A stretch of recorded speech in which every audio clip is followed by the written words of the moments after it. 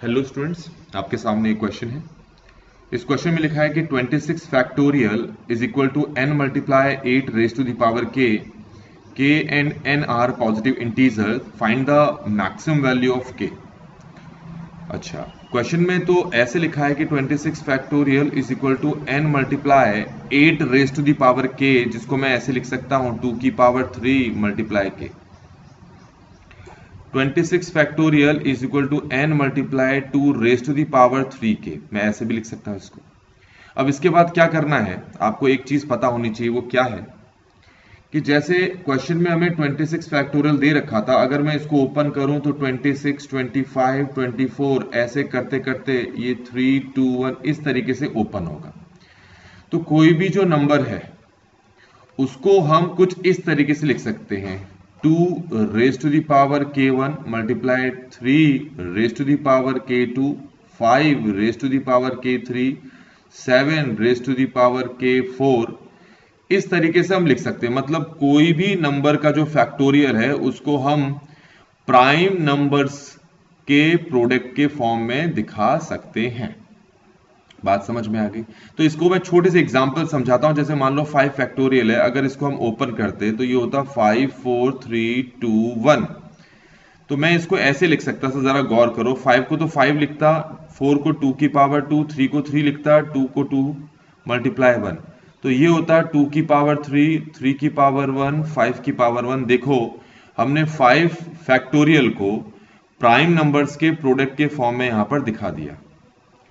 अब इतना तो हमें पता लग गया कि प्राइम नंबर्स के प्रोडक्ट के फॉर्म में दिखा दिया, लेकिन उनकी पावर्स क्या होगी वो भी तो हमें पता होना चाहिए। तो इनकी पावर्स निकालने का एक तरीका होता है, वही तरीका मैं ऊपर वाले क्वेश्चन में समझाने वाला हूं।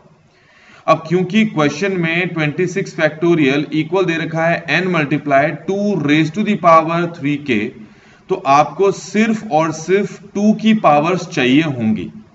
इसका मतलब ये हो गया कि जब आप 26 फैक्टोरियल को सॉल्व करोगे, ओपन करोगे, तो 2 की कितनी पावर मिलेगी आपको पहले वो निकालना है।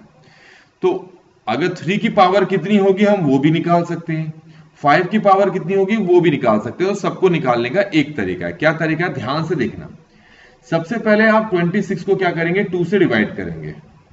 जो क्वेश्चन आएगा आपके पास वो क्वेश्चन आप यहां पर लिख दें 13।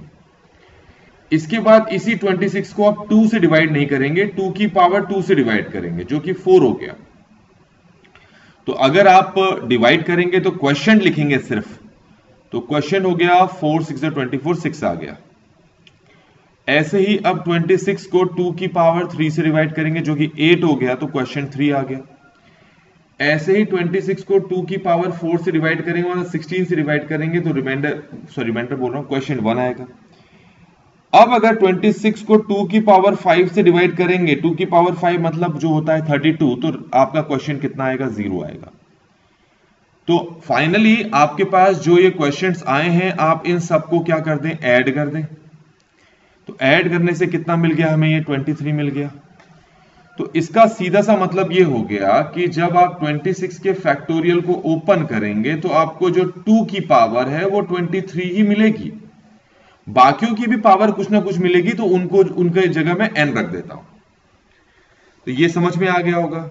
और क्वेश्चन में आपको 26 का फैक्टोरियल है वो दे रखा है n मल्टीप्लाई 2 की पावर 3k।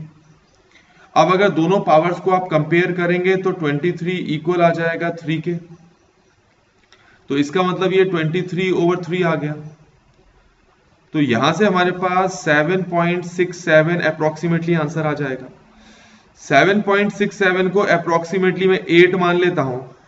तो इस तरीके से मुझे यहां पर k की कितनी वैल्यू मिल जा रही है, 8 मिल जा रही है। तो मैक्सिमम वैल्यू ही हमें निकालने के लिए कहा था। तो फाइनली जो हमारा आंसर है वो कितना है, 8 है। और इस तरीके से बच्चों आपको ये क्वेश्चन मैंने यहां पर करके दिखा दिया है।